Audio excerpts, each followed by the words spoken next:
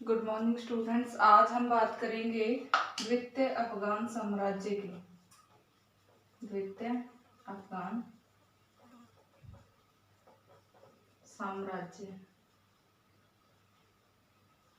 इसके अंतर्गत जो है हम पढ़ेंगे कि कैसे शेरशाह सूरी ने शेर खान के नाम से जो है द्वितीय अफगान साम्राज्य की स्थापना की थी। और यहाँ पे हुमायूं के दो शासनकालों के बीच का जो 15 साल का समय था, वो अफगानों ने एक बार फिर से भारत को अपने आधिपत्य में दे दिया और यहाँ पे अफगानी साम्राज्य स्थापित हो गया। तो यहाँ पे हुमायूं जो है 1540 में शेर खान ने हुमायूं को भारत से बाहर खदेड़ दिया था और 1555 तक जो है शेर खान के उत्तराधिकारियों ने भारत पे राज किया था। और इस 15 साल के टाइम पीरियड में किस प्रकार से क्या शासन व्यवस्था जो है उन्होंने यहाँ पे लागू की।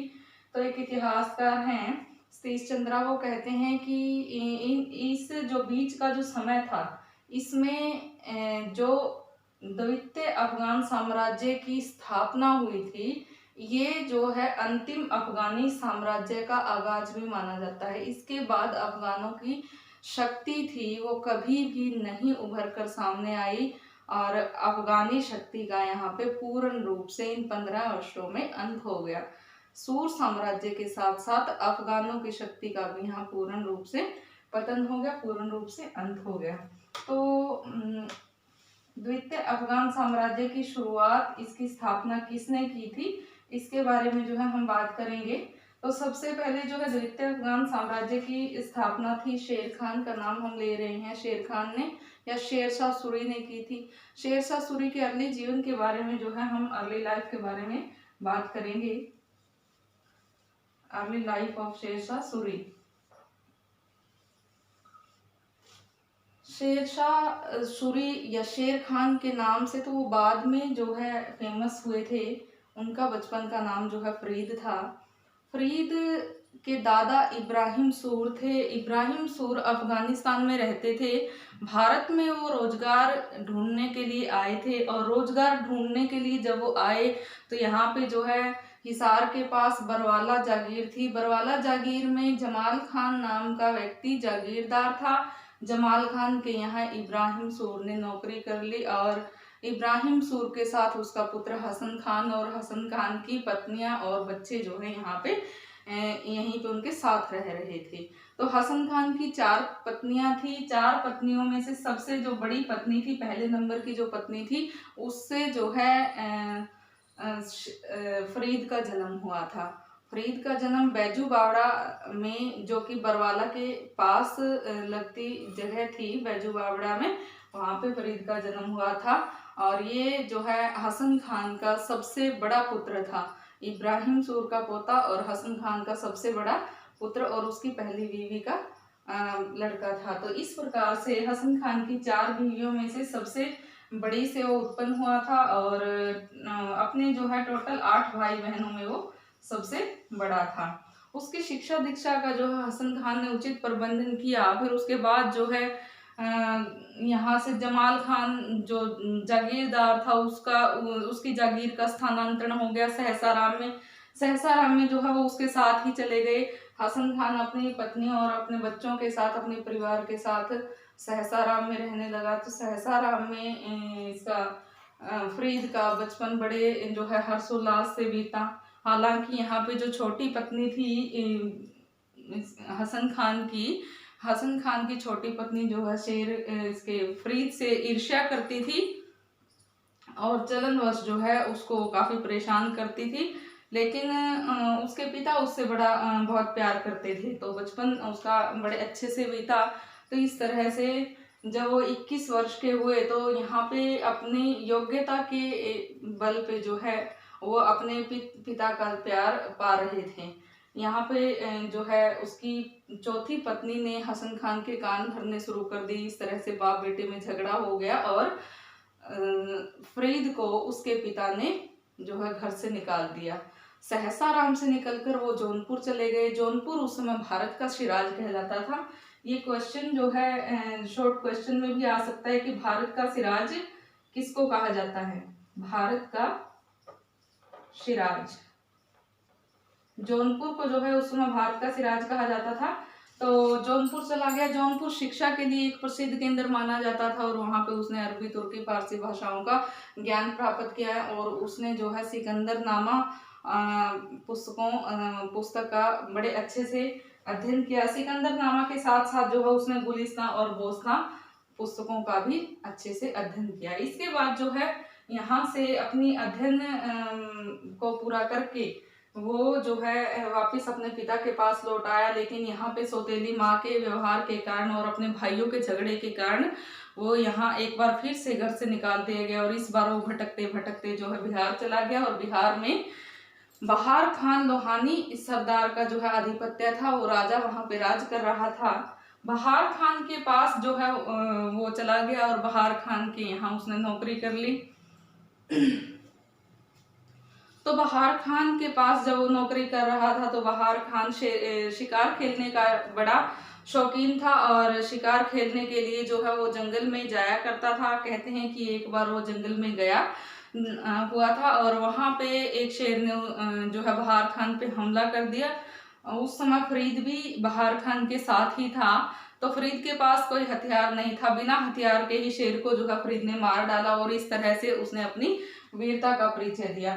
यहाँ पे बिना हथियार के शेर को मारने के कारण जो है बहार खान ने फरीद को शेर खान कह के पुकारा कि शेर जैसा कलेजा है तेरा, इसलिए जो है तुम आज से शेर खान के नाम से ही जो है पुकारे जाओगे। और यहीं से जो है फरीद का नाम शेर खान पड़ गया।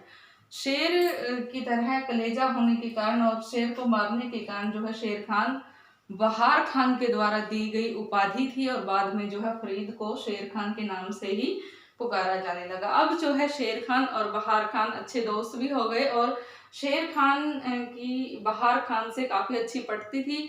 यहाँ पे बहार खान ने शेर खान को अपने पुत्र का संरक्षक नियुक्त कर दिया और अपने पास ही रख लिया। बहार खान का पुत्र था जलाल खान और उसके संरक्षक के रूप में अब शेर खान बहार खान के पास बिहार में ही रहने लगा। और इसके साथ साथ ही उसके शौर्य को देखते हुए बहार खान ने शेर खान को बिहार का, दक्षिणी बिहार का उप सूबेदार भी नियुक्त कर दिया। लेकिन उसकी बढ़ते हुए शौर्य, उसकी बढ़ती हुई जो है वीरता से जलते हुए कुछ लोहानी सरदारों ने उसका हसन खान के, शेर खान के खिलाफ जो है हसन खान के कान भरने शुरू कर दिए।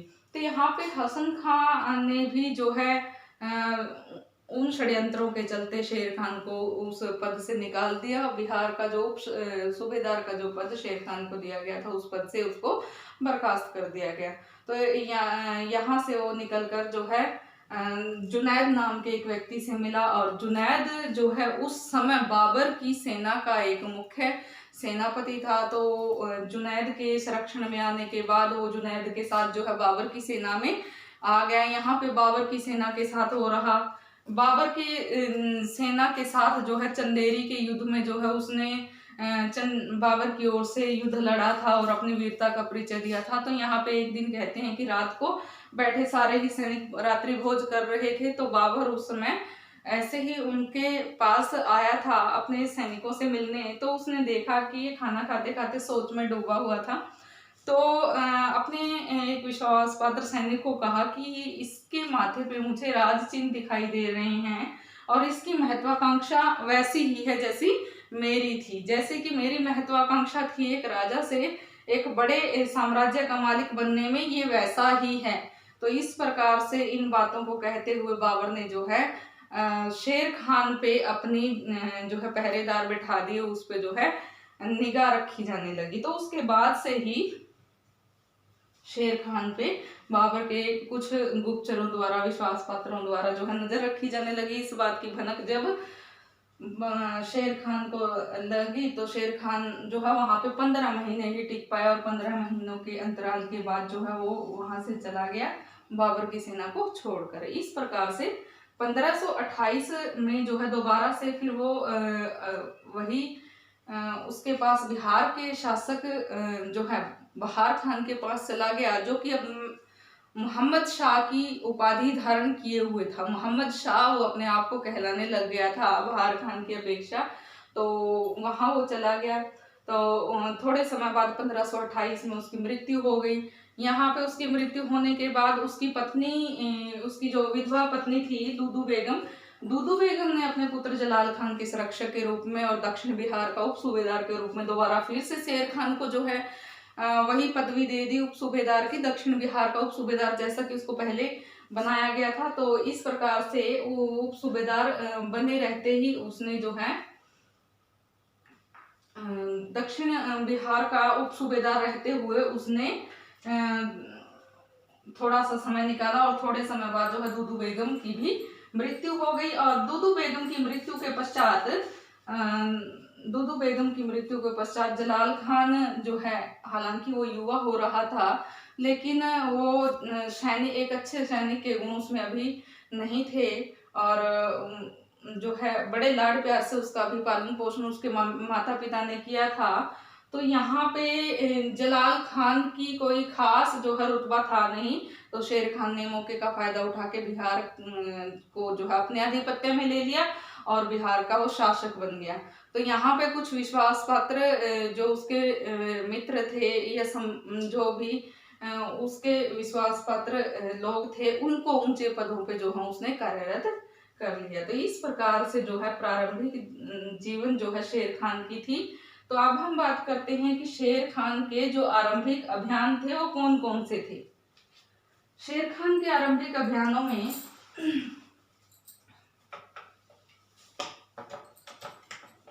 हम चर्चा करेंगे उसके कुछ ऐसे शुरुआती आक्रमणों की, शुरुआती अभियानों की, जिसको जीतने के बाद जो है उसकी राजा बनने की, एक बड़े राज्य का राजा बनने की जो महत्वाकांक्षा थी वो और ज्यादा बढ़ती चली गई।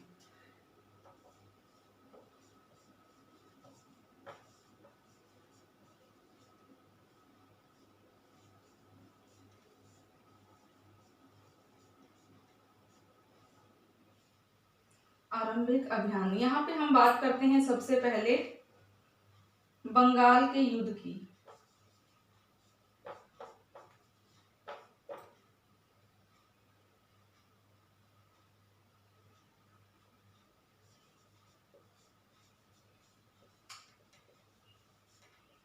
बंगाल का युद्ध 1529 ईस्वी में। तो जैसे ही जो है दूदू बीबी के मरने के बाद हमने अभी पढ़ा कि बिहार का राज कार्य जो है शेर खान ने अपने हाथों में ले लिया था। तो यहाँ पे जलाल खान जो है युवा हो रहा था। तो जो भी पहले के षड्यंत्रकारी थे, जो लोहानी सरदार थे, पहले जो है इसके पद से हटवाया था जिन्होंने, उन्होंने ही मिल करके फिर जो है बहार खान के पुत्र जलाल खान के कान भरने शुरू कर दिए। यहाँ पे जलाल खान भी युवा हो रहा था। जलाल खान ने जो है अपने आप को जो है इस काबिल नहीं पाया कि वो शेर खान से युद्ध लड़े और बिहार का जो उसका राज्य है वो वापस प्राप्त करे। तो इसीलिए जो है उसने बंगाल के शासक नुसरत शाह से जो है हेल्प मांगी और नुसरत शाह ने भी जो है उसकी स्थिति को देख के उसको जो है आर्थिक और सैनिक सहायता देने की जो है वचनबद्धता कर ली। तो यहाँ पे नुसरत शाह अपनी सेना लेकर के आया, जिसमें जो है शेर खान से ईर्ष्या रखने वाले लोहानी सरदार और उनके साथ में जलाल खान थे। तो जलाल खान और नुसरत शाह, उसकी सेना और उन लोहानी सरदारों को शेर खान ने बड़ी वीरता पूर्वक सामना किया और बंगाल का जो युद्ध था इसमें शेर खान की विजय हुई। तो ये उसकी प्रारंभिक विजय थी और पहली जीत में जो है चारों ओर उसकी प्रसिद्धि फैल गई। यहाँ पे जो है नुसरत शाह को काफी सारी राशि खर्चाने के रूप में, युद्ध की हार के रूप में शेर खान को देनी पड़ी और यहाँ पे आर्थिक और सैनिक रूप से जो है हरास का समय रहा नुसरत खान के लिए और आर्थिक और सैनिक रूप से समृद्धि का समय रहा शेर खान के लिए। तो यहाँ से शेर खान की जो महत्वाकांक्षा थी उसको यहाँ से हवा मिलने लग गई थी, वो यहाँ से बलवती होने लग गई थी। तो दूसरा जो है चुनार पर अधिकार।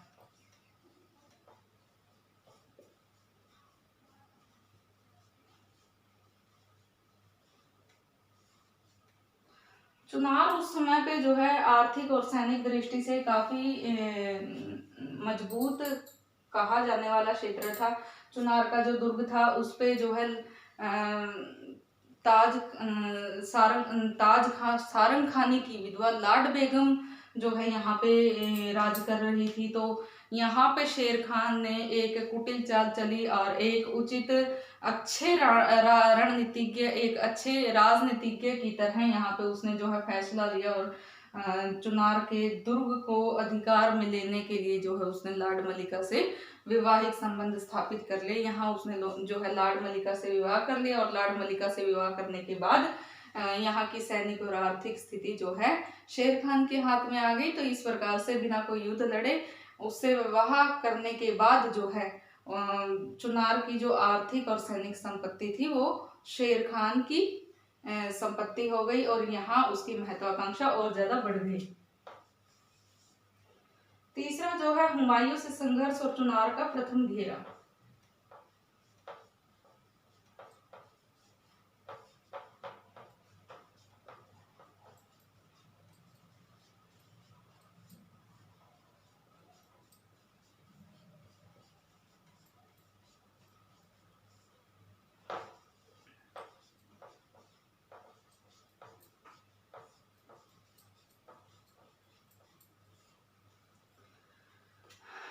तो यहाँ पे 1530 में जब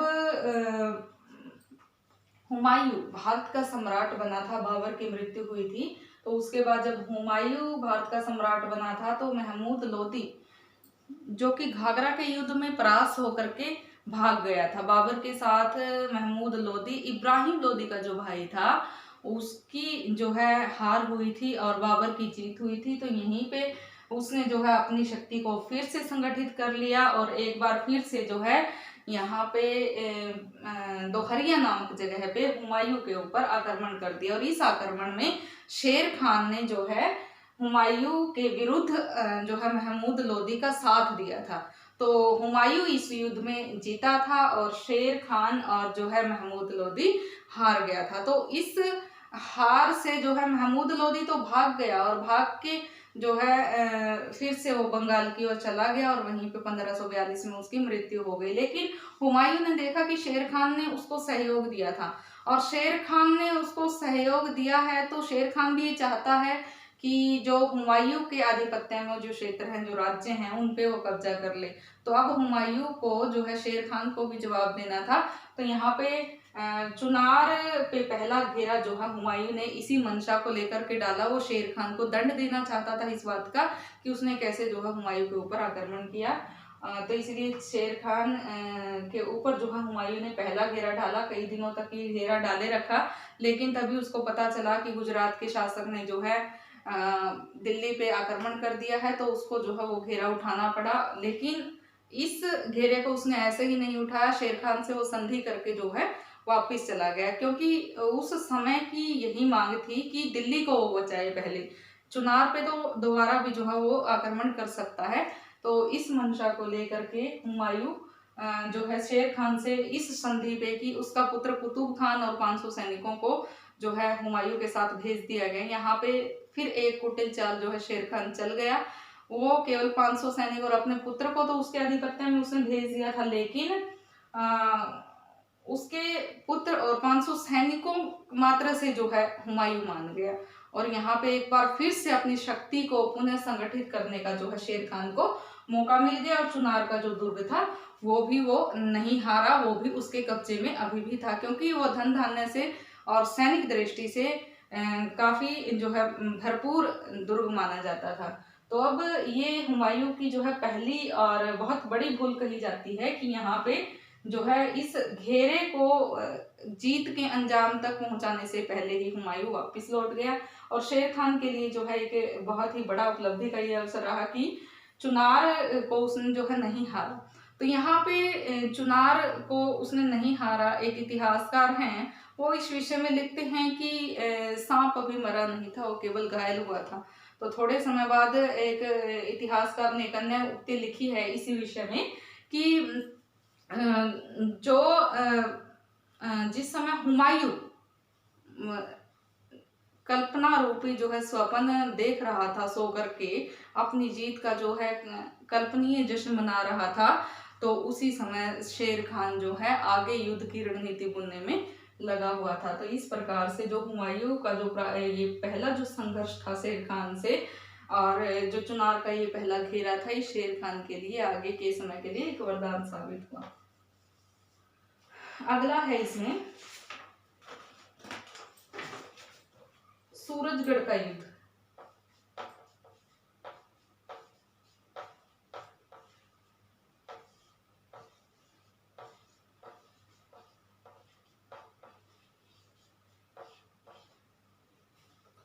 यहाँ पे जो है बंगाल के शासक नुसरत शाह और शेर खान के बीच में मुठभेड़ हुई।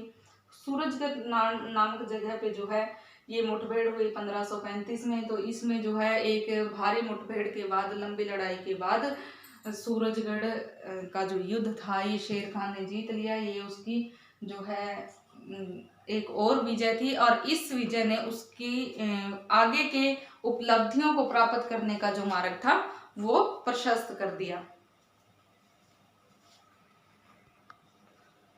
तो ये सूरजगढ़ का युद्ध जीतने के बाद जो है एक इतिहासकार हैं जो आरपी कानूनगो, वो लिखते हैं कि यदि वो सूरजगढ़ का ये युद्ध नहीं जीता तो आगे की जो राजनैतिक क्षेत्र में उपलब्धि है उसको हासिल करने के लिए वो कभी भी जो है आगे कदम न बढ़ा पाता। सूरजगढ़ का युद्ध जीतने के बाद भारत की जो राजनैतिक प्रशासनिक आगे प्रशासनिक या सामाजिक उपलब्धि वो पाना चाहता था, वो उसने जो है पाली। यहाँ पे शेर खान को जो है सूरजगढ़ का युद्ध जीतने के बाद भारत की राजनीतिक स्थिति को अपने काबू में करने की जो है मार्ग यहाँ से मिल गया था। तो इस प्रकार स्टूडेंट्स आज हमने बात की है फरीद के आरंभिक जीवन की। फरीद ही वो व्यक्ति था जिसको जो है शेर जैसा कलेजा रखने के कारण बहार खान ने शेर खान की उपाधि से जो है अलंकृत किया था। और उसके बाद जो है बात की हमने उसके अर्ली लाइफ के बाद उसके शुरुआती अभियानों की, आरंभिक जो आक्रमण उसके ऊपर हुए या उसने किए, तो उसने वो सारे ही कैसे कूटनीति वश जीते, जिसमें हमने बात की बंगाल के युद्ध की, और उसके बाद कैसे कूटनीति का सहारा लेते हुए उसने चुनार के दुर्ग पे अपना अधिकार कर लिया लाड मलिका से विवाह करके। और हुमायूं से जो है उसका पहला जो संघर्ष हुआ उसमें कैसे अपने पुत्र कुतुब खान को और 500 सैनिकों के साथ जो है दिल्ली भेज दिया, और वहां का जो है आधिपत्य स्वयं के पक्ष में ही उसने रहने दिया, और सूरजगढ़ का युद्ध जीत के कैसे उसने अपने लिए राजनीतिक और प्रशासनिक मार्ग प्रशस्त किया। तो आगे का जो लेक्चर होगा उसमें हम बात करेंगे हुमायूं के साथ जो उसके दो मुख्य अभियान हुए थे, चौसा का युद्ध और कन्नौज या बिलग्राम के युद्ध की, और आगे जो भी सैनिक सफलताएं उसने प्राप्त की थी उनकी। तो आज के लिए इतना काफी है। Thank you.